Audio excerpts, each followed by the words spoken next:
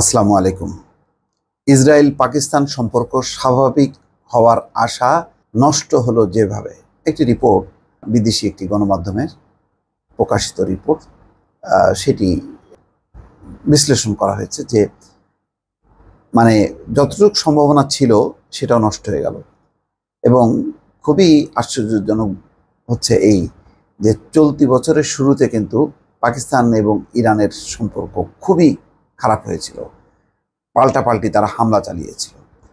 Iran পাকিস্তানের অভ্যন্তরে হামলা চালিয়েছিল যে ইরান বিরোধী সন্ত্রাসী গোষ্ঠী ইরানে বেশ কিছু সন্ত্রাসী ঘটনা ঘটিয়েছে, তার প্রেক্ষিতে তারা এই হামলা চালায় পাকিস্তানের অভ্যন্তরে। এতে পাকিস্তান সাংঘাতিকভাবে বিগড়ে যায়, তারাও আবার পাল্টা হামলায়, এবং সেই হামলায় কিন্তু 9 জনের বেশি মানুষ মারা যায়। কিন্তু তারপরেও ইরান এটি মেনে নেয় এবং পরিস্থিতি উন্নতি করতে থাকে। এবং তার একটা নাটকীয় পরিবর্তন ঘটল, যে ইরানের প্রেসিডেন্ট ইব্রাহিম রাইসি সাম্প্রতিক যে সফর হলো, তাতে শুধু ইরান পাকিস্তানের সম্পর্কটা জোড়া লাগলো না, একই সঙ্গে মানে ইসরায়েলের সাথে সম্পর্ক স্বাভাবিক করার যেই আশা ছিল, পরিকল্পনা ছিল, বলতে গেলে সেটি ভেস্তে গেছে।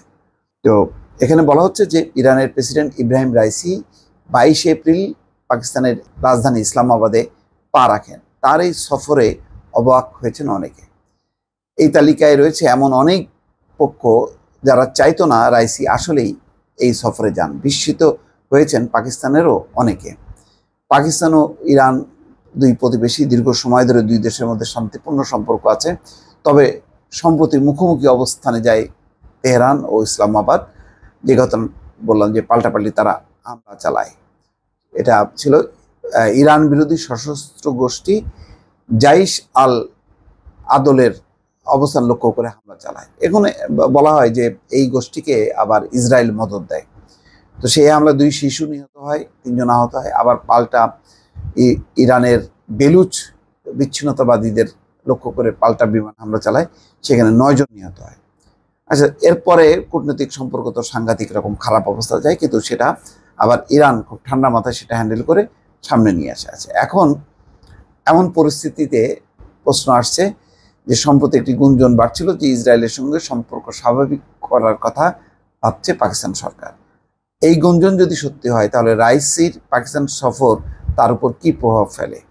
সৌদি আরবের সঙ্গে পাকিস্তানের ঘনিষ্ঠ সম্পর্ক রয়েছে। দুই দেশই যুক্তরাষ্ট্রের মিত্র। জ্বালানি তেল সমৃদ্ধ সৌদি আরব থেকে বড় বিনিয়োগ পেতে মরিয়া ইসলামাবাদ।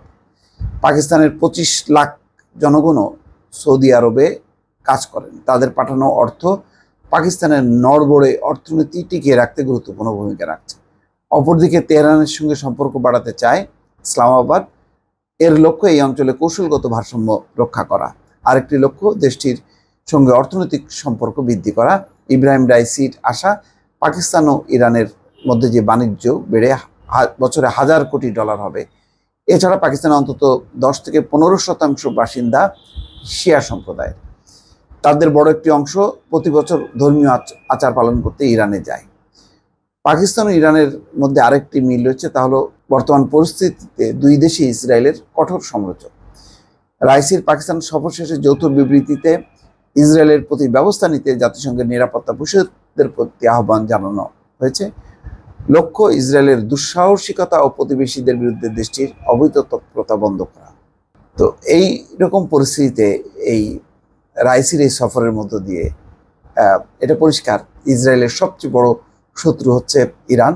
আর তার প্রেসিডেন্ট রাইসি এই পাকিস্তান সফর করার মধ্য দিয়ে এটা অন্তত একটা পরিষ্কার যে পাকিস্তানও যেহেতু ইসরায়েলের সাম্প্রতিক নীতির বিরোধিতা করছে, সুতরাং ইরানের সঙ্গে পাকিস্তানের একটা নীতিগত আদর্শিক একটা মিল খুবই একটা চমৎকার সমীকরণে পৌঁছালো।